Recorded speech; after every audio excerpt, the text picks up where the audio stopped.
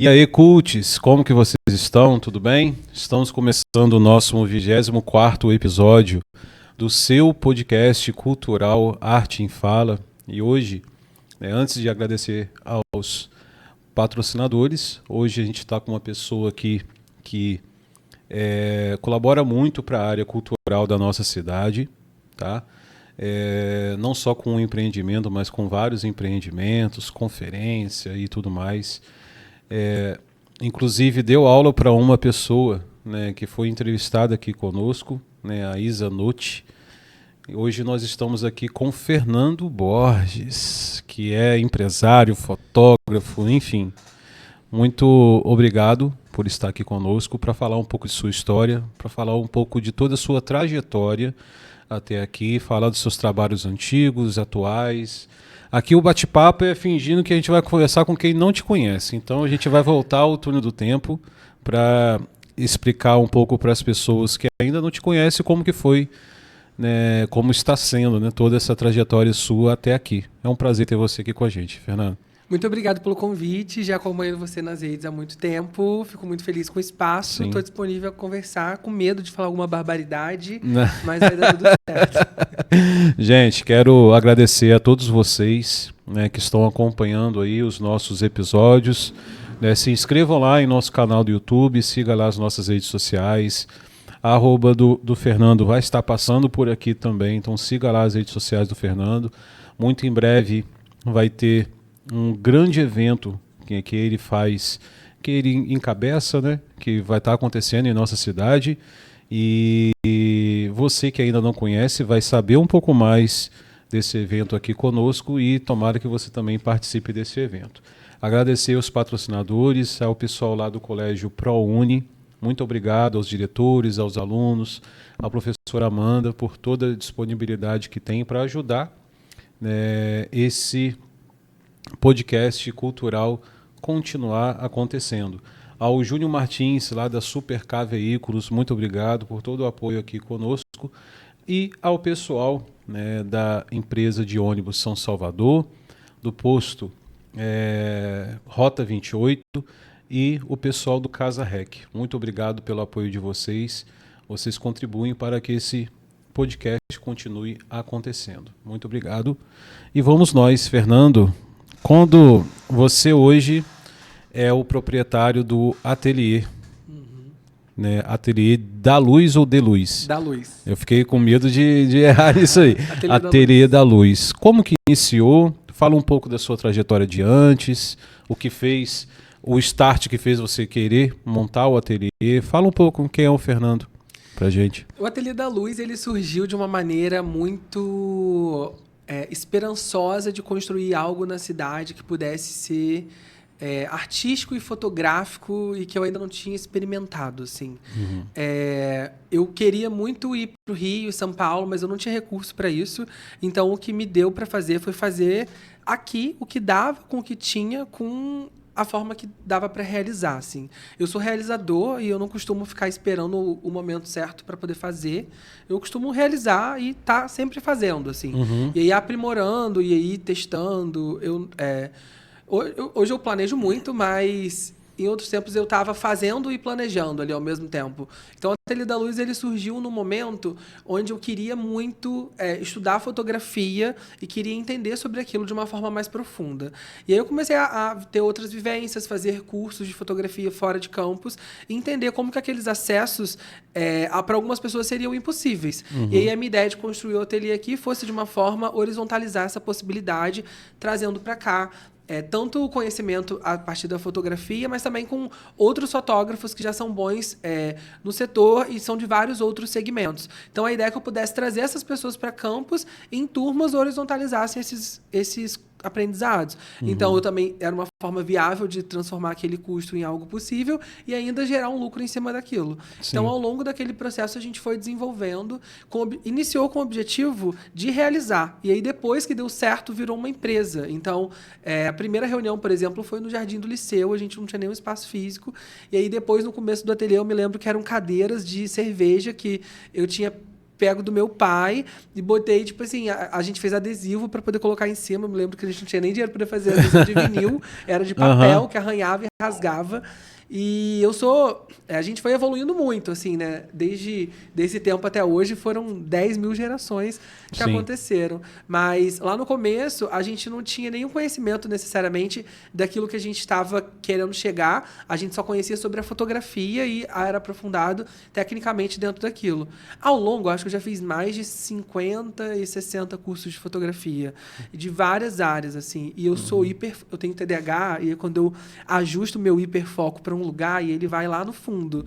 Então, eu lido bem com isso e a fotografia entra nesse lugar de expressão artística. Então, eu não tenho... Meus alunos, por exemplo, eles não têm uma semelhança comigo. Tipo assim, não tem uma coisa assim.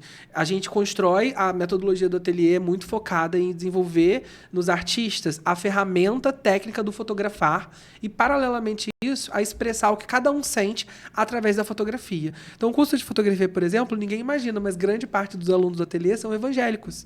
Então, tipo assim, a gente fala... O assunto que nos conecta lá dentro é fotografia e arte, tipo, de uma forma abrangente, assim, é isso que nos conecta. Claro que isso perpassa por todos os filtros que a vida tem, né? Então, ali acontece esse momento. E o ateliê veio crescendo, hoje já tem uma média de 900 alunos, e a gente está agora em campus em Macaé, e foi uma jornada, assim, onde as pessoas que passaram ali são completamente fundamentais para a existência desse projeto. Então, é um projeto coletivo, é um projeto que é feito a muitas mãos, é um projeto que traduz muitos sentimentos, mas ele...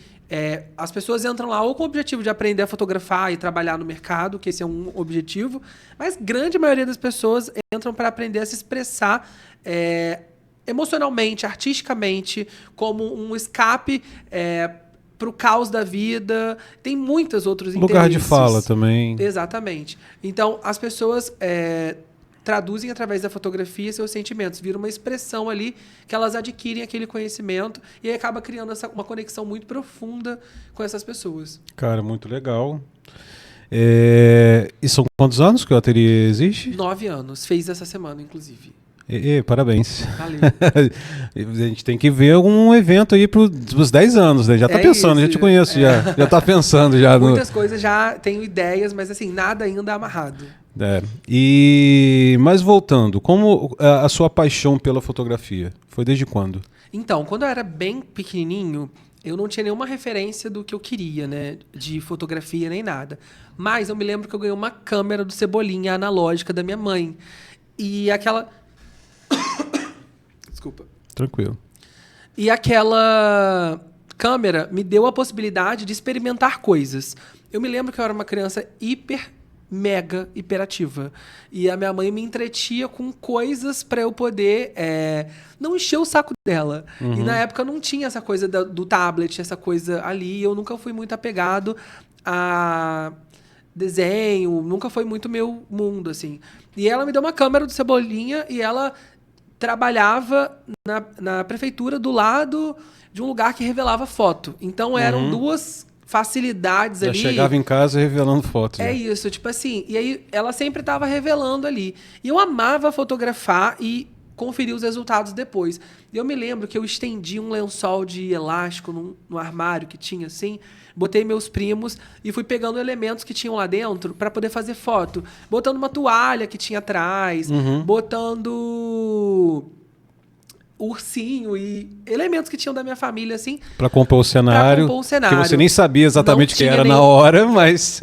Aí eu tenho essas fotos até hoje. Quando eu olho para essas fotos, eu fico assim, chocado com a capacidade de...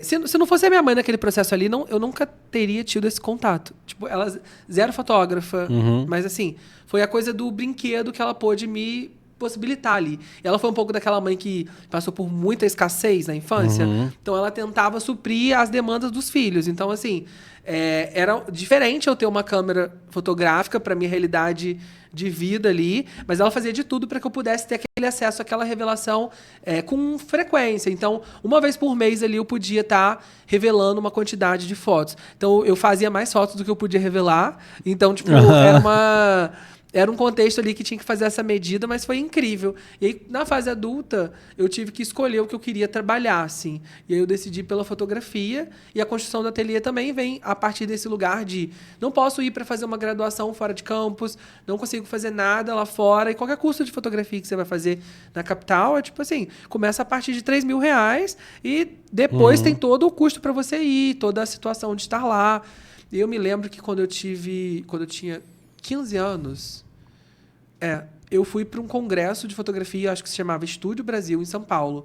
Foi a primeira vez que eu fui para São Paulo, eu me choquei com aquele espaço. realidade. Assim. Eu nunca tinha viajado e fui fazer isso. Não sei nem como que a minha mãe me autorizou a fazer uma coisa dessa, mas foi incrível, foi a melhor coisa da minha vida. E desde então a minha cabeça começou a absorver coisas desses outros lugares. Aí eu lá via que haviam fotógrafos que faziam o rendimento mensal deles com a fotografia e construíam vida, patrimônio, família, lar. Eu falei, gente, eu posso ter novas referências e construir o meu mundo a partir do que eu quero, assim.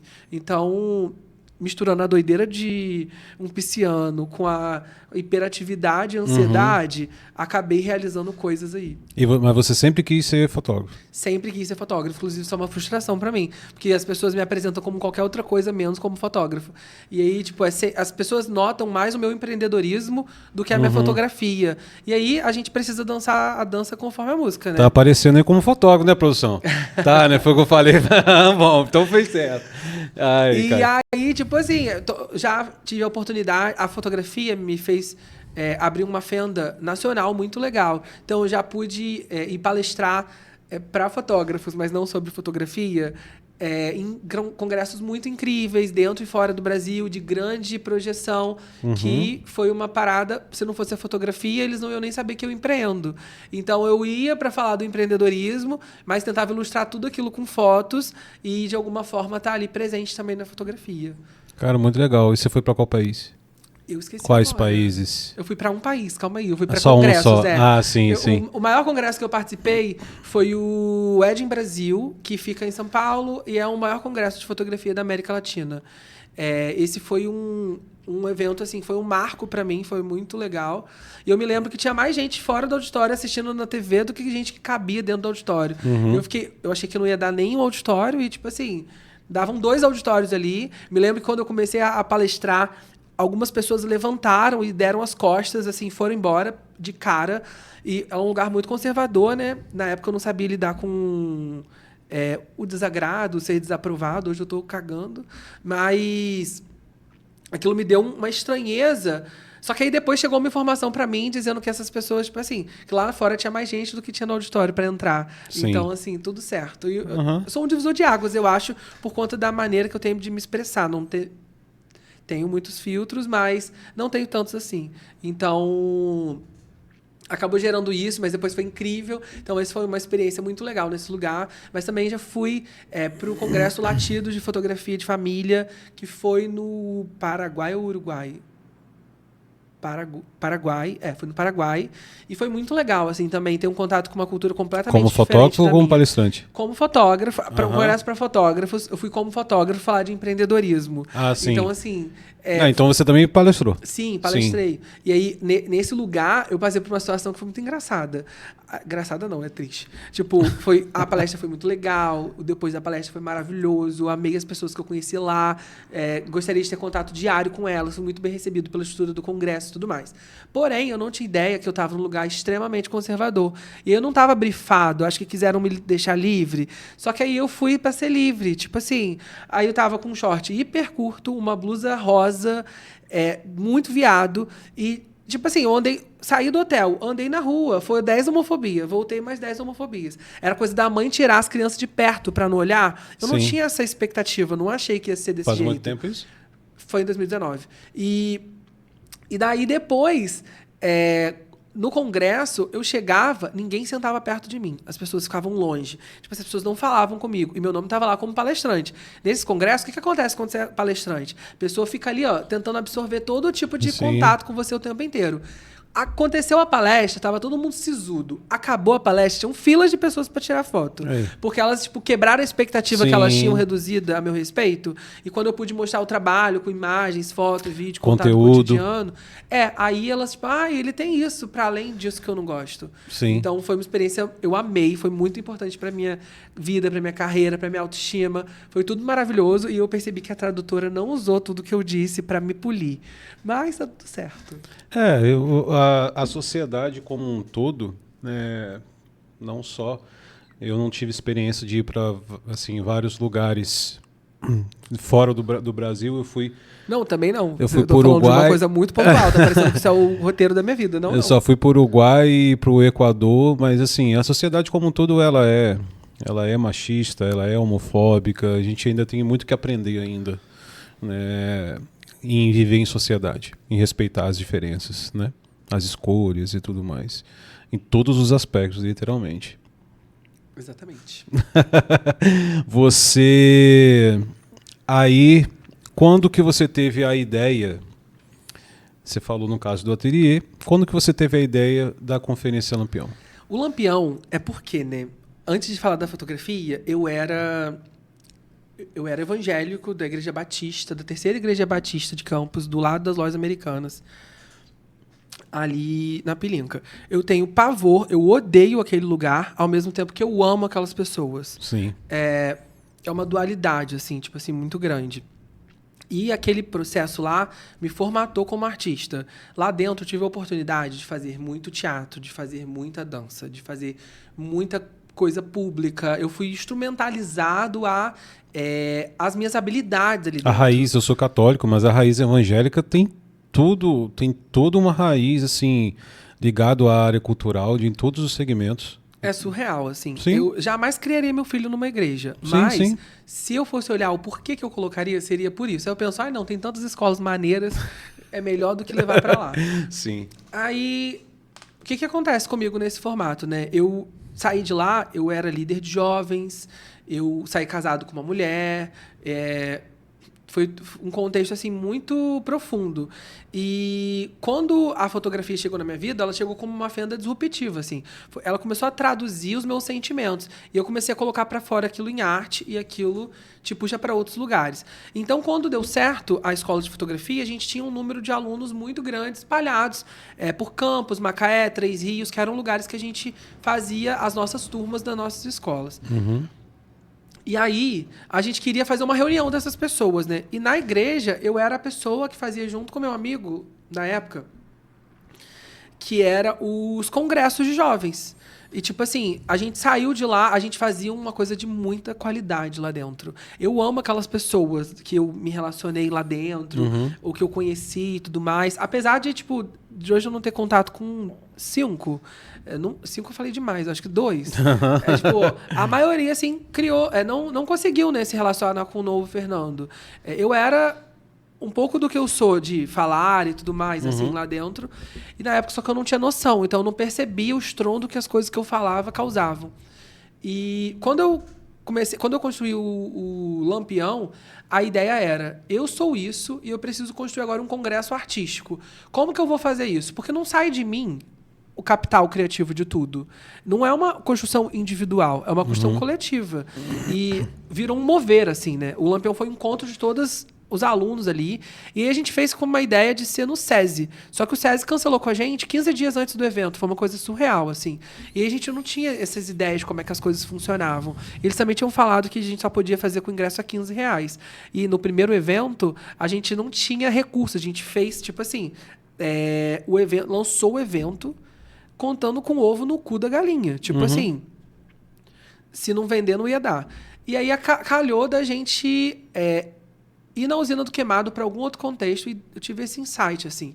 Não tinha nada na Usina do Queimado. Provavelmente ensaio, porque... Né? Não lembro o que foi. Não tinha nada. A Usina do Queimado não funcionava como funciona agora. Ela estava fechada há muitos e muitos, muitos anos. Tipo assim, tava com mato lá dentro, tava com tranca, cadeado que não sabia onde abria. Tipo assim, era outra estrutura, não era igual é agora.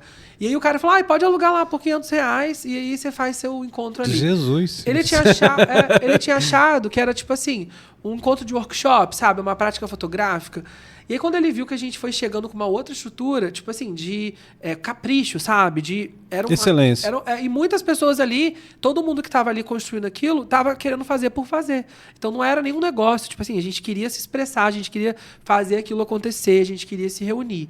Então, fui fazendo contato, a gente foi chamando palestrantes que conheciam a gente, que eu já tinha conhecido em outros momentos. A gente foi fazendo essas conexões ali e o ateliê já era essa base também de alunos. Então, o primeiro Lampião aconteceu e tinha 60% das pessoas fora de campus. E campus mesmo nem estava falando daquele assunto, não era uma coisa que estava rolando ali. Uhum. E foi um boom, tipo assim, foi um boom, porque os congressos de fora começaram a vir para cá, nos pesquisar, a gente começou a sendo olhado com outro lugar, as pessoas começaram a dando títulos e coisas pra gente, tipo assim, foi sendo muito incrível. Esse primeiro foi em 2016. Sim. E aí, desde então, veio acontecendo todo ano, mas parou por conta da pandemia. E a gente fechou tudo e foi ao zero e recomeçou. E aí, agora é primeiro Lampião pós-pandemia. E esse de 2016, sendo um pouco nostálgico, assim, deu quantas pessoas? Olha, quais palestrantes você lembra? Eu tenho uma dificuldade muito grande com memória. Sim. Então, eu tenho um material de audiovisual muito rico de informação. Então, tipo assim, quando eu vou conversar com um patrocinador ou quando eu estou no momento de apresentar o trabalho, eu tenho, tipo assim, detalhes de todas as informações para eu não contar com a minha memória, foto e vídeo de tudo. Mas eu tenho memórias pontuais, assim, desse primeiro evento, que eu me lembro que haviam coisas que chocavam as pessoas que pra gente não era nada. Tipo, um exemplo, eu me lembro que acho que eram umas 350 pessoas. Tinha os crachás, eles eram carimbados à mão. E aí, tipo assim, pra mim era o quê? É uma forma de traduzir o afeto, é uma forma de pensar em cada pessoa. Quando a gente fazia cada crachá, a gente abria o Instagram da pessoa, a gente conversava sobre a pessoa na produção. Era assim, olhava fotos, tudo. Era de pessoa a pessoa. Então a gente sabia o nome de todo mundo que estava lá dentro, sabia de qual estado que veio, sabia qual era a formatação disso, daquilo. Já tinha até os crushes mapeados, brincadeira. Mas, brincadeira não, é verdade. E aí, na época, assim, isso foi uma coisa muito... A gente construiu aquilo dali numa visão de fazer como eram os retiros da igreja. Nos retiros da igreja, a gente só se unia e fazia acontecer. Só que lá nessa igreja que eu vim, era com muita qualidade. A gente fazia com muita qualidade. Eu fui me empenhando naquilo até o ponto de eu estar ali na frente, na cabeça de quem fazia as coisas. Então a gente começou dentro da igreja a fazer congressos e eventos que eram, tipo assim, difundidos de todos da região, bombava, assim. E o dia que eu fui excluído de lá, eu falei, gente, eu não tenho como deixar de fazer isso. Eu preciso continuar fazendo isso. Sim. E aí eu fui fazer isso através da arte. E as pessoas que vão ao Lampião, elas que já foram a retiros de igreja, por exemplo, elas, tipo assim, entendem de onde veio aquilo ali, sabem que não tem nada a ver, tipo assim, não tem nem cristianismo ou fala sobre Jesus, não vai existir isso nunca, tipo assim, sim. nada.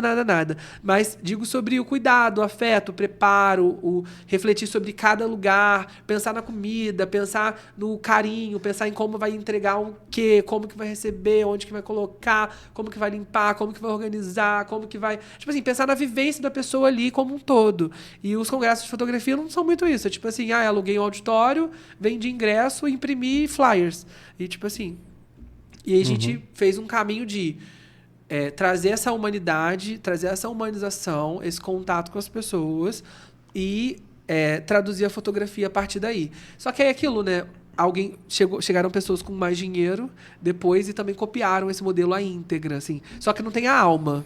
Então, a gente foi observando as coisas acontecendo. E a Usina do Queimado? Depois virou um modelo de negócio, alugar, voltou a ter festa lá, e agora o aluguel é tipo R$16.000 por dia, a gente não pode estar lá. Pois é isso que eu ia falar. Quando você falou dos R$500, eu falei, nossa, aí, porque eu sei quanto que... E eles nem consideram que a gente reativou, que a gente tem história, eles estão nem aí pra nada. Sim. E infelizmente a gente não pode estar lá. Eu não sei se foi exatamente o primeiro, mas quando eu conheci o projeto e vi, cara, a excelência, sabe, do evento, tipo, não parecia que era de gente campista fazendo, né? A gente ouve muito isso. Eu acho péssimo, mas eu também falo isso e eu entendo isso. Tipo, é a mesma coisa quando as pessoas chegam lá em casa no ateliê e tal, elas sempre falam, nossa, nem parece que eu tô em Guarulhos. Eu acho que é tipo assim, a gente. Infelizmente, né? Tipo assim, quando a gente olha pro lado, para as pessoas florescerem, às vezes elas têm que sair da cidade.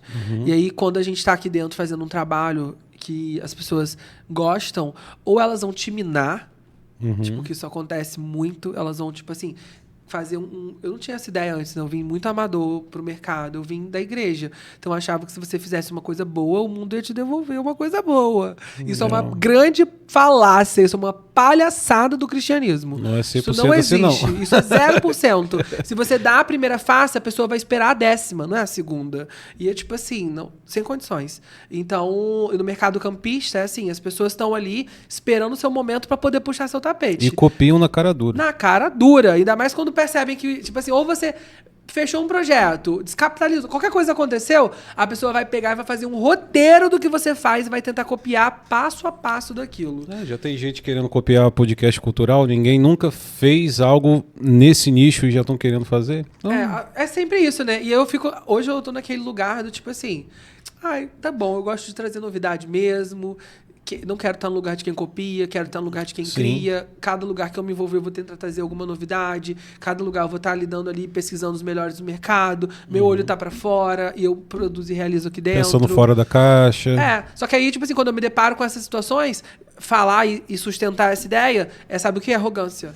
É narcisismo. Então, foda-se, entendeu? Tipo Não, não, eu acho que tem gente que não consegue entender. Tem gente que não consegue entender que o trabalho de excelência que você faz, a questão do pioneirismo, né? Que eu falo, né? E você foi, né, um dos pioneiros, né? O pioneiro, né? O pioneiro nesses congressos ligados à fotografia. E, cara, quem sabe. Quem é do meio cultural sabe as cópias que existem por aí e tudo mais. Isso é isso que vale. Tipo assim, hoje eu tô desapegado com isso, sabe? No começo isso me pegava muito no lugar, porque quando você desenvolve as coisas com muito coração, com muito afeto, e aí você vai fazer uma pesquisa cultural, uma pesquisa de repertório, você tem um investimento de tempo e de dinheiro naquilo. Então, tipo assim, para fazer um lampião é uma bagagem cultural, é muita pesquisa, é muito investimento. O lampião não é o caso, quando eu penso em cópia, ele vem também, mas a cópia dele veio de fora. Sim. Quando eu penso, tipo assim, do próprio mercado, eu tenho uma visão muito de coletivo, assim, de tipo, que a gente pode fazer somando, que a gente pode se ajudar e que as pessoas podem existir no mesmo lugar, se fortalecendo com fornecedores, com know-how, com coisas. Só que a dificuldade que as pessoas têm disso, às vezes elas admiram alguma coisa que você faz e por falta, talvez mesmo, de uma busca de autoconhecimento, de autenticidade dentro do que gosta, elas começam a copiar as pessoas que elas admiram. E aí, tipo assim, às vezes elas fazem isso ainda fazendo críticas, né? Porque as pessoas são assim. Quando eu parei para poder pensar que a gente tem que se importar com a opinião de quem tá fazendo, nossa, cai um peso tão grande. Porque Das costas, sim. Porque quando eu paro para ouvir quem tá fazendo, fala do que eu faço, tipo assim, eu ouço o que essa pessoa fala, eu falo, caraca, que incrível ouvir isso. Mas aí vai pegar, tipo assim, um tuiteiro que não faz porra nenhuma da vida, tá de cara pra cima em casa, avaliando o trabalho dos outros, rolando o feed, gastando energia pra ficar à toa. Tipo assim, não faz um A da vida. Sim. Às vezes até faz uma faculdade, às vezes até faz uma coisa ali, outra coisa ali, mas assim, tipo assim, não tá na engrenagem nem de si, nem do sistema, tá tipo assim, só o sistema é uma merda. Não é nem feliz no que faz. Tá nesse formato, vai ficar ali passando um pente de piolho no que os outros estão fazendo. Eu não quero estar nesse lugar. Não me cabe. Eu tô no lugar de quem realiza. Então, eu falei muito específico agora, né? Parece que eu tinha alguém na cabeça quando eu tava falando. Mas eu tinha. Mas, tipo assim. Então, é isso. Ah, cara. E o lampião? Eu sempre tive essa curiosidade. Por que lampião? Lampião, né? O lampião é uma luz que aquece e que ilumina. Então, por isso que ele chama Lampião. Não tem nada a ver com Lampião e Maria Bonita. Não tem nada a ver com o jornal que já existiu chamado Lampião. Mas tudo também tem a ver quando você para poder estudar sobre as coisas. E o Lampião vem porque, literalmente, o Lampião é uma luz que aquece e que ilumina para quem está perto, para aquele núcleo ali, para as pessoas que estão em volta. Então, o nome é por causa disso. Cara, muito da hora. Quem foi a pessoa que você mais se positivamente o que você mais gostou de receber nas suas conferências? Nas conferências, eu gosto muito da... A gente escuta muito isso, né? Nem parece que eu tô em campus. Quando as pessoas entram lá. E aí eu comecei a estudar o que, que era isso, né? Aí eu fui entender que era... As pessoas não jogam lixo no chão. As pessoas são simpáticas e sorridentes. As pessoas atendem bem as outras. As pessoas são... predispostas a serem legal antes de necessariamente serem uma cuzona. E essas situações acontecem no performar lá dentro. O que eu mais fico feliz assim do Lampião inteiro é uma reciclada artística que eu sinto em mim mesmo e que eu vejo que as pessoas também falam sobre isso nelas. Então é meio que como se fosse um retiro artístico, como se fosse um ano novo. Tem isso na vida de quase todo mundo, né? Tipo assim, tô resetando esse ciclo aqui. O Lampião me reseta artisticamente. Eu subo degraus na minha vida artística. Quando eu falo vida artística, é tipo assim, em tudo, não é só na fotografia que eu faço, não é só nas relações que eu construo, não só é no networking que tá lá, mas é tipo assim, meu olhar sobre estética muda quando eu saio, meu olhar sobre mim muda quando eu saio, meu olhar sobre a moda, sobre a arquitetura, sobre composição, sobre linguagem, sobre cor, sobre tudo muda quando eu saio de lá. Então lá eu me dou a oportunidade de me resetar. De eu renovar. acho que isso é o que mais falando de forma individual, o que me serve, assim. Porque você também, no caso, você se desafia a entregar algo de excelência sempre, então você sempre está querendo algo além. Eu, inclusive, tô cansado de entregar algo de excelência sempre. Queria falar sobre isso. Fale. Descobri na terapia. Fale. A gente, quando nasce... Mas eu te entendo. Quando eu, né, como um LGBT... uma gayzinha, dentro da minha família, do meu núcleo, eu nunca fui escutado. Eu precisava gritar, eu precisava espernear, eu precisava quebrar coisa para poder me ouvirem dentro de casa. Porque eu vim de uma família muito disfuncional, de gente muito maluca, surtada, e tipo, que não existe conversa, não existe troca de ideia, não existe respeito, nada disso. Tipo assim, isso existe assim, eu e a minha irmã somos um ponto fora daquela curva que a gente se apoiou e se estruturou fora daquele lar. Mas lá dentro é loucura, tipo assim. E como eu nasci nesse lugar... Desculpa, você se libertou dessas amarras aí logo depois que saiu da igreja, não é isso? Não, ou foi não? Entrando na igreja. A igreja me ajudou... Mas você não falou que... E essa informação eu não sabia. Você não falou que você casou com uma pessoa? Casei. Casei com 2 pessoas, inclusive. Sim. Casei com uma mulher, 5 anos... A nossa relação total durou 5 anos e casei com um homem também 5 anos. Sim. Parece que vou levar isso pra terapia. Pode. Não, pode. Hoje, 5 anos é um prazo de validade. É o Leonardo DiCaprio que só fica com mulher com acho que é menos de 28 anos de idade. Não é sobre o ano que a pessoa não, eu tem, sei, mas não, sobre eu o tempo entendi, que dura a relação. Ele é assim, entendi. E aí... Gente, se alguém estiver namorando com você e estiver no 4º ano, já começa a ficar preocupado. Já. Não tô namorando ninguém, inclusive tô querendo, já sei até quem quero, mas assim, não tô namorando ninguém.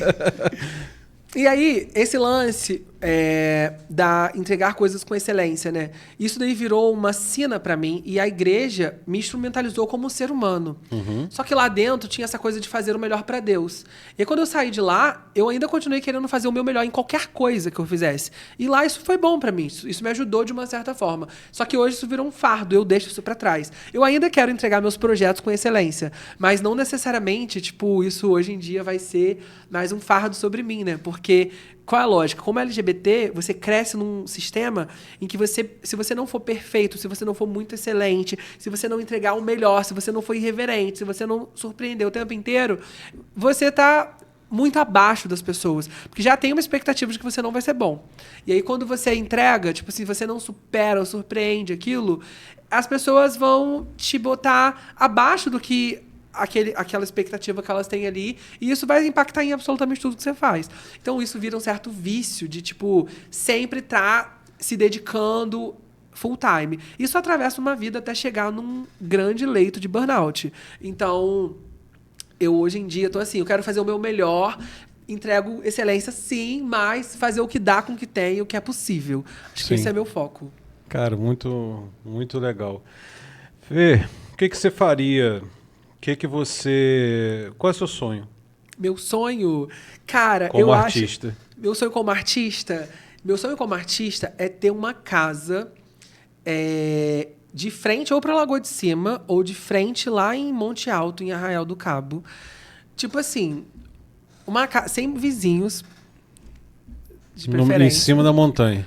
Não, perto da água. Aham. E onde é esse lugar eu possa receber as pessoas que eu amo e que eu possa viver ali, tipo assim, de uma forma livre, leve. Tipo assim, sem muito compromisso com o horário. Acho que meu sonho é mais isso. Antigamente eram coisas grandiosas. Hoje é tipo, isso ainda é grandioso, né? Sim. Mas assim, é mais sobre o tempo de qualidade. Esse é meu sonho. Sim. É poder fazer nada estando com meus sobrinhos.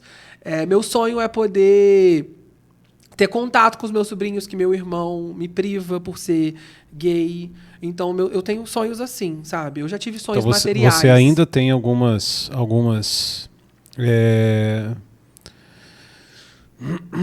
alguns preconceitos, então, de perto de você. Muito. Eu tenho um irmão boçal. Tipo assim, nós somos muito opostos. A gente até tenta se relacionar e tudo mais, mas é muito complexo. Então, tipo assim, eu não posso nem ter contato livre, assim, com todas as pessoas da minha família, porque eu represento uma coisa ruim ali, um medo que ele tem de eu influenciar algo que ele trava. Então, tipo assim, ele vai precisar lidar com isso. Mas eu tenho um outro lado da família, que são sobrinhos que eu posso me acessar livremente com eles. Eles são completamente atuais, analisados, inteligentes, bem resolvidos, Sim. se amam. E a gente pode ter ali contato. E a minha irmã é maravilhosa. Então, ela consegue gerir ali as coisas de uma maneira igual um ser humano faz mesmo, né? Tipo assim, Sim. relações familiares, essas coisas mais tranquilas. Que, infelizmente, acontece esses percalços aí, né? Exatamente. Ter falado isso aqui, inclusive, vai me restar alguns problemas. Eu não tô nem aí. Tipo assim, quando Não, a gente... eu não quero que corte nada. Não, vou cortar não. Eu acho que são coisas, né? Tipo assim, é como a vida é, né? Tipo assim, é muito triste isso. Eu consigo me relacionar, por exemplo, com vários bolsonaristas. Não é uma questão hoje pra mim. Tipo assim, num passado, eu excluí todas as pessoas da minha vida que eram bolsonaristas. Tipo assim, todas as pessoas. E aí depois, quando eu fui entender, depois da polarização, assim... Tem um casal específico que eles são pais de duas amigas minhas. Eles são bolsonaristas de participarem de manifestações. Tipo assim, eles são hard, assim, nesse aspecto. Sim. Só que eles me tratam de um jeito que a minha família nunca me tratou. Eles me recebem de um jeito que a minha família nunca me recebeu. Eles estiveram dispostos a me dar a mão em momentos que a minha família nunca fez por mim. E eles conhecem quase todos os meus lados. O suficiente, às vezes, para uma família também conhecer, né? Porque minha família, por exemplo, não me conhece. Esse lado, assim, mais asqueroso. E é engraçado que, por exemplo, isso me fez rever a vida. Eu falei, cara, o ostracismo político, ele... muitas vezes, ele não faz florescer, né? E aí essas pessoas, por exemplo, que eu estou rotulando como pessoas que foram boas, para mim, que são parceiras, que estão do meu lado, assim, elas não necessariamente defendem as minhas pautas como eu defendo, mas eles me respeitam e sabem como que eu gerencio essas coisas, como que para mim é isso, o porquê que eu sou desse jeito, sem necessariamente quererem que eu faça o que eles querem fazer. Cara, perfeito. Então, pra mim, eu falei, cara, isso é viver em sociedade. Eu me sinto amado, me sinto acolhido por eles, sabe? E eu recebi uma mensagem ainda ontem da minha amiga falando que ela conversou com os pais e eles falaram que iriam votar em mim. Tipo assim, eu nunca esperaria isso na minha vida e eu me senti imensamente amado e grato e feliz, porque eles falaram, a gente te conhece, a gente conhece, falaram pra ela, a gente conhece ele, sabe... o que ele faz, a gente sabe quem ele é, a gente vê as coisas dele. E eu conheci essa família porque as filhas deles frequentaram meu bar lá no Fundão e aí depois começaram a trabalhar comigo e daí eles eram tipo eu era o patrão no caso, né? E elas eram funcionárias e em momentos separados e eles eram os pais delas. Então começou nessa relação completamente distante, e aí eles foram se aproximando, até chegar nesse lugar onde, tipo, hoje em dia eu sou convidado para reuniões íntimas, familiares deles. Tô lá dentro, vivo o meu momento, sou bem recebido, não me tolhem, não me oprimem.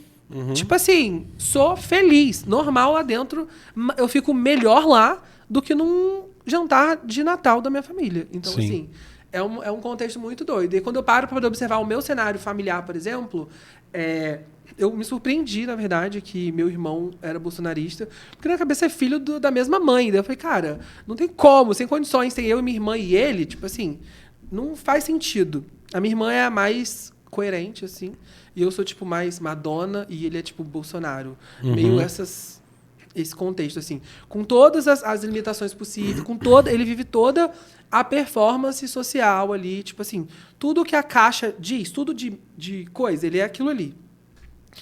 E aí, nesse contexto, assim, tipo assim, isso atravessa as relações, né? Tipo assim, meu sonho hoje, por exemplo, era ter livre acesso aos meus sobrinhos e poder levar eles para viajar comigo, igual eu levo os filhos da minha irmã. Tipo assim, isso é um sonho muito ridículo, sabe? Gostaria de ter essa liberdade de poder ser um tio normal. Não é tipo ridículo, assim, não, porque você é normal. É isso. Tá? Não, É isso. não é um sonho ridículo, não, cara. Não Então, é um sonho tipo assim, eu ridículo, acho não. que hoje meus sonhos estão mais pautados nessas coisas, sabe? Passar, talvez. Eu já. Um exemplo né? Tipo, quando girou a política e, graças a Deus, Lula foi eleito, nesse processo, eu achei que as coisas iriam voltar a ser mais brandas, né? Só que não, porque, tipo, depende muito do contexto ali, né? E, na verdade, o bolsonarismo, ele revela outras coisas, para além de uma questão de um posicionamento político. Então, essas outras coisas que são reveladas, às vezes elas permanecem. E quando não há um espaço de respeito, de honestidade, de acolhimento, dessas coisas, fica complexo. Então, há limites que são muito saudáveis e eu sou muito... se eu tivesse aprendido isso antes, eu seria feliz mais cedo. Sim. De, tipo, limites que todo LGBT precisa colocar. Tipo assim, tem um roteiro, tem uma receita de bolo que o LGBT precisa seguir.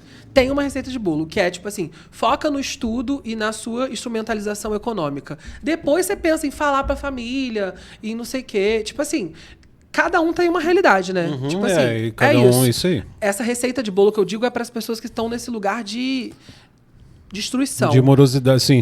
Tipo assim, pensa sobre isso. E aí, tipo assim, aproveita o tempo que tá em casa para se instrumentalizar, sabe? E fazer curso, e estudar isso, estudar aquilo, saber gerar renda, aprender a administrar coisas. Porque vai chegar uma hora que ou você vai ter que levantar tantas barreiras a ponto de você ser excluído ou abandonado e precisar recomeçar sua vida sozinho, ou quando você precisar retornar, você não vai ter onde retornar. É sempre uma questão ali. Sim. Essas coisas... Só no meu núcleo de LGBTs que a gente fala sobre essas coisas. Porque no meu núcleo de pessoas heteronormativas e tal, não existe esses momentos, não tem isso.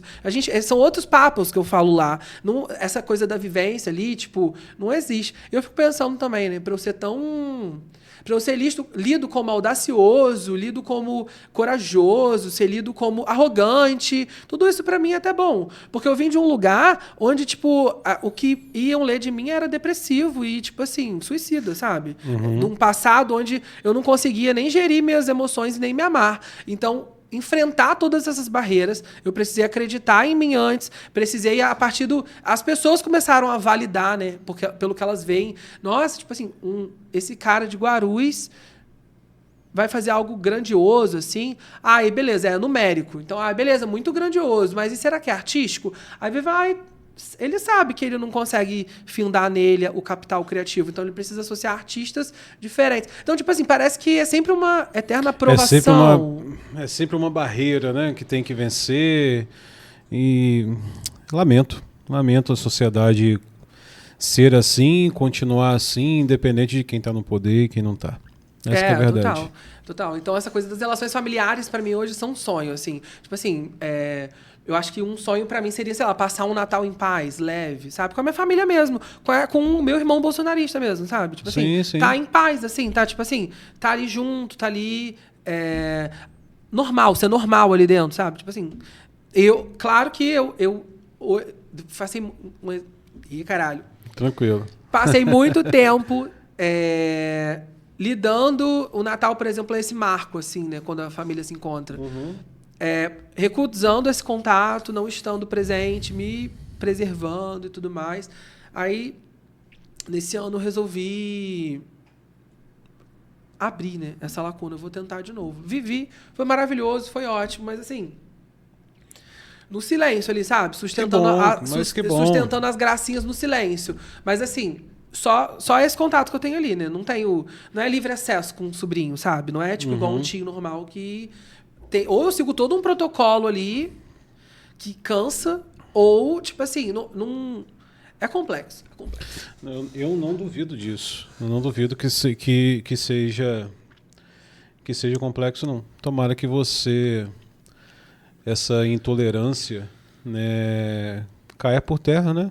Que você tenha essa proximidade. Se não cair agora, um dia vai cair. A única coisa que eu espero que meus sobrinhos saibam que eu gostaria de estar com eles. Pelo menos no futuro, quando eles crescerem, se ligarem, assim. Sim. Pelo menos que eles saibam isso, que eles não se sintam abandonados por mim ou rejeitados. Desculpa, né? Que a maturidade venha deles. Né, no futuro. É isso. Né, que eles consigam entender. Fernando, hoje, com toda a experiência que você tem, né, na sua empresa, no Varanda, na questão da conferência, a questão também da causa que você luta todos os dias, né, sua experiência fora, né, com eventos fora do Brasil, também fora da nossa cidade. No que você acha que precisa, eu sempre uso essas palavras, mudar ou melhorar, né, na área cultural da nossa cidade? Momento de responsabilidade essa resposta, né? Por isso que eu falo, ou mudar ou melhorar. Então, eu acredito que quando a gente para poder pensar em cultura, em campus, é algo que vem sendo falado há pouco tempo, né, de uma certa forma. Eu observo hoje aqui novos artistas que têm tido a possibilidade de terem projetos com investimentos, com uma certa forma de poderem realizar aquilo. Eu acredito que o que falta hoje em dia é facilitar, com conhecimento mesmo, para os artistas saberem traduzir a partir do viés público como eles conseguem gerar um capital em cima da criatividade deles. Então, acho que instrumentalizando, instruindo, tendo curso, gerenciamento dessas inscrições, desses projetos nos editais, são coisas assim que eu acho que seria uma forma prática e urgente agora para o artista que está pensando em como traduzir a arte dele em dinheiro a partir dessas questões. Então, eu tenho observado alguns movimentos, exposições, projetos de grafite, projetos de galeria. Tenho visto coisas acontecendo na cidade hoje que, com viés, quando a gente para poder entender com investimento, é completamente diferente do que eu já fiz até aqui, né? Tipo assim, sempre foi outra estrutura, outra forma de pensar, de desenvolver e muito mais sacrificado.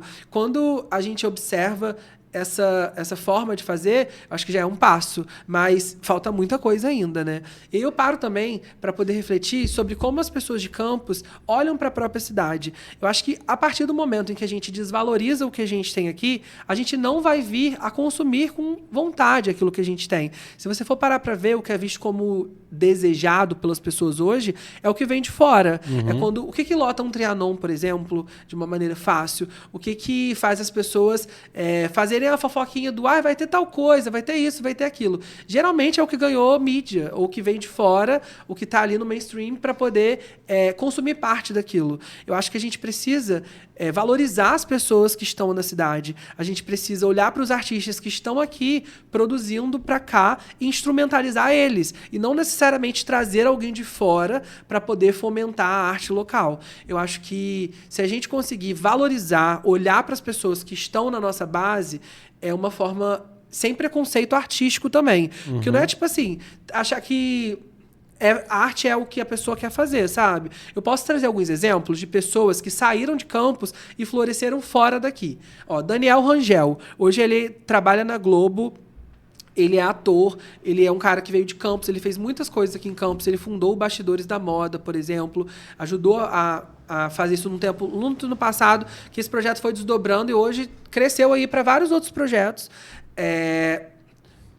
Ele hoje atua como ator. Como ator. Ele trabalha como ator e ele é ótimo. Tipo assim, ele é um cara incrível, tem muitos títulos, já fez muitos trabalhos. Ele é um exemplo campista. A gente tem Cacau Protásio, por exemplo. Cacau Protásio é um ótimo exemplo que em Campos ela jamais floresceria. Sim. E Duda Croft, tipo assim, que é um outro tipo de repertório. É uma coisa mais geração Z, é uma coisa mais moderna, é uma coisa mais TikTok, assim, tipo assim, nesse universo. Essas são pessoas que saíram de campus, cada uma floresceu absurdamente dentro do seu núcleo. São pessoas que lá fora estão ganhando vários espaços dentro do seu nicho. Mas aqui em campus, elas não tinham oportunidades ou eram vistas como chacota. Então, assim, eu acho que a cultura é uma coisa assim vasta para ser trabalhada, né? Mas eu acho que tem o lado de o que precisa ser feito de uma forma pública, que as coisas precisam ser resolvidas e precisam acontecer e precisam ter ferramentas e precisam ter seriedade para aquilo, olhar para a cultura como cultura e não como um entretenimento banal. Isso é uma coisa que precisa ser feita. E aí uma outra coisa que precisa ser feita é esse nosso movimento de começar a se valorizar, assim, sabe? Para que caiam mais as falas das surpresas quando a gente se espanta com alguém na cidade que faz algo incrível. A gente só vai conseguir isso o dia que a gente conseguir olhar dessa forma. Porque ou a pessoa vira um animal num zoológico que é assim, caraca, maravilhoso isso que ele tá fazendo, se descolando daquela realidade, ou a gente vai ver, tipo assim, olha que foda esse artista aqui da cidade fazendo isso dessa maneira, assim, assim, assado. Um exemplo também é o Matheus Crespo, que tipo, hoje está produzindo várias coisas aqui na cidade, está tendo ali um destaque na execução do que é a arte, né, por exemplo. Então, quando a gente para poder observar, a gente tem muita gente talentosa em campus que não tem destaque ou que só consegue fazer alguma coisa quando está ali, ó, sendo massacrado pelo sistema de tanto tentar de uma maneira independente. Aí, uma vez ou outra, chega uma pessoa, dá um conhecimento, instrumentaliza de uma forma e dá uma mão aqui, outra ali, e daí a pessoa vai se organizando. Eu acho que é muito triste pra gente como artista ter que sair de campus para poder florescer. Sim. Eu acho que aqui dentro tem gente muito boa, muito talentosa em todos os segmentos e a gente não tem essas pessoas sendo premiadas, assim, né? Não é premiada com algo necessariamente, mas digo assim, estão caindo no desejo do consumo das pessoas, estando ali naquele lugar de ser visto aquilo como belo. E aí quando você sai, por exemplo, ao ir para São Paulo e para o Rio, você vê coisas incríveis e maravilhosas. Mas essas pessoas que estão aqui, elas gritam de novo na sua cabeça, que você fala assim, caraca, elas são muito boas, talvez elas não saibam disso, e talvez o sistema que está ali não dê oportunidades para que elas floresçam, né? E daí começa aquela coisa de artistas se autodegladiarem, achando que quem tem que fazer por elas é o empreendedor ali, né? E não, tipo assim, o sistema e o governo. Acho que é essa, quando a gente para poder olhar de uma forma pública, o artista precisa ser olhado com seriedade e com um trabalho valorizado, assim como os outros segmentos ali dentro de uma gestão deve ser, né? E aí, quando eu olho para o cenário atual da cidade, por exemplo, eu já vivo uma situação que eu não vivia na minha infância, por exemplo. Os meus sobrinhos vivem uma realidade que eu não vivi quando eu era da idade deles. Da idade deles. Então, por exemplo, hoje a gente tem teatro que acontece, a gente tem cursos que acontecem, a gente tem coisas relacionadas à dança, tem movimentos culturais, a gente tem o fomento dentro da parte dos editais, a gente tem muitas coisas que acontecem e que estão aí rolando. Eu, quando eu comecei, eu não tinha nenhuma desses acessos. Então, eu acho que é uma maneira muito importante de estar traduzindo já um caminho aí, né, relacionado à arte e cultura em campus. Ótimo. Pra gente fechar, Lampião, próximo. Lampião vai ser agora, em julho, dia 11 e 12, vai ser no Vila Maria, vai ser incrível. Se quiser, pode olhar pra câmera aí, convida o povo. Gente, tá, vamos lá. Lampião vai ser agora, dia 11 e 12 de julho, vai ser no Vila Maria, vão ser fotógrafos incríveis, a gente vai receber várias pessoas, tem muitas pessoas dentro da referência da fotografia em vários segmentos, desde moda, casamento, ensaio de família, retrato feminino, ensaio conceitual, tem de todas as possibilidades ali. A gente vai ter práticas ao vivo, vai ter muita música, o Lampião vai acontecer nesses 2 dias e no sábado seguinte a gente vai fazer uma festa de comemoração aberta ao público, que vai ser na Louco. Então vai ser dia 11, 12 e 13. Ah, mas aí não é no sábado seguinte? É no sábado. É tipo assim, quinta, sexta e sábado. Ah, entendi. Não, entendeu? Entendi agora. Entendi. E no Lampião em si, a gente vai funcionar de 9 da manhã às 10 da noite. Vai ter jazz, vai ter música brasileira, vai ter folk. Todos podem participar? Vai ter tudo. O Lampião, ele tá com o site aberto para as inscrições e as pessoas têm até o dia comecinho de julho para poder se inscrever. Então corre logo que está na reta final das inscrições. Muito bom. Algo que eu não tenha te perguntado, que você queira falar? Tudo certo. Fica à vontade. Acho que falei tudo. Eu acho que falei até demais, né? Nada. Fernando, como eu te falei fora do ar, falei um pouco aqui também. Acho que o seu trabalho, a sua voz, como você acabou de dizer, né? Você não teve tantos acessos como hoje algumas pessoas estão tendo, né? Você é uma voz, né, hoje na área cultural. Infelizmente, nesse primeiro momento, no seu nicho, eu espero que saia mais e mais, né, ali do seu nicho, para que as pessoas consigam conhecer mais o seu trabalho, ver o quanto que ele é feito de forma, né, de excelência, né, que outras pessoas vejam esse evento, por exemplo, né, não só isso, mas todos os projetos que você faz, mas esse evento principalmente, que todo mundo sai de lá falando, cara, nem parece que é de Campos, nem parece que foi feito em Campos, que isso não seja tão rotineiro, no sentido das pessoas entenderem que sim, é de Campos, é para Campos, e as pessoas podem consumir coisa boa, né, aqui na cidade, e não é nenhuma arrogância em dizer que não, o que eu faço é algo bom, e o que você faz é algo bom realmente. Muito obrigado. Eu queria dar um exemplo rapidinho disso Pode que você falar. acabou de falar. Quando eu fui para palestrar nesse congresso lá, grandão lá em São Paulo, tem uma parada de ônibus no meio do caminho e eu me lembro que 2 pessoas me pediram para poder tirar foto nessa parada. E aí, eu fui perguntar, conversei com as pessoas e elas conheciam muito do meu trabalho, elas já gostavam daquilo, a gente fez uma conexão e foi ótimo. Só que, para minha surpresa, essas pessoas elas eram de Campos. Uhum. E aí, elas nunca tinham ido ao Lampião, por exemplo. Uhum. E aí, eu me peguei pensando depois, assim, né? Tipo assim, será que... nesse caso, por exemplo, elas têm o endereço da minha casa lá, elas podiam ir numa festa minha, podiam trocar uma ideia comigo, podiam me chamar para perto, a gente podia construir algo. Mas foi na ida para um congresso em São Paulo que a gente teve a oportunidade de se conectar ali, né? E eu fico pensando sobre isso. Eu acho que o Lampião devia ser para os fotógrafos locais, para as pessoas que estão aqui fazendo audiovisual, as pessoas que estão aqui trabalhando com mídias, que estão aqui trabalhando com arquitetura, com dança, com tudo. Assim, eu acho que o Lampião devia ser para essas pessoas e não ser algo interessante que faz as pessoas de fora virem para Campos. Eu acho que isso é sempre aquilo ali, sabe? Eu acho que isso também faz parte da minha estratégia comercial, né? Ficar molhando a grama do vizinho de fora para trazer essa grama e aí as pessoas olharem, olha que legal aqui. Mas eu acho que a gente pode fazer esse movimento de começar a se valorizar e ver que a gente tem arte e cultura de alguma forma e sair do lugar do observador ou do crítico e botar a mão na massa para fazer o que dá com o que tem, né? Acho que esse é o foco. Perfeito. Muito obrigado mais uma vez. Pessoal, visitem lá o ateliê. Tem vários cursos, a gente nem chegou a falar sobre isso. Verdade. Pode falar. Curso de fotografia, Ateliê da Luz, gente. Manda mensagem aí, @Ateliê da Luz. A nossa equipe vai te responder com todos os detalhes. O nosso projeto de maior amor, assim, é o curso de fotografia. E lá tem tudo para poder... Seja do principiante até o avançado. A gente, na verdade, o nosso foco são pessoas que não sabem fotografar ou pessoas que aprenderam a fotografar pela internet ou têm um conhecimento... mais raso ali, não tem uma vivência dentro da fotografia. Então, esse é o nosso público-alvo principal. Perfeito. Gente, busquem lá nas redes sociais do Ateliê da Luz. Isso. Aí eu fiquei com medo de falar Ateliê de Luz. Ateliê da Luz. Procura lá também nas redes sociais. Procura as redes sociais, né? Na verdade, clica nas redes sociais, porque já vai estar aparecendo por aqui do Fernando. Entre lá no site da Conferência Lampião também para se inscrever, né? Para fazer parte do evento. Tá? Tenho certeza que você que não sabe vai amar, você que ainda está em dúvida vai amar também. Tá bom?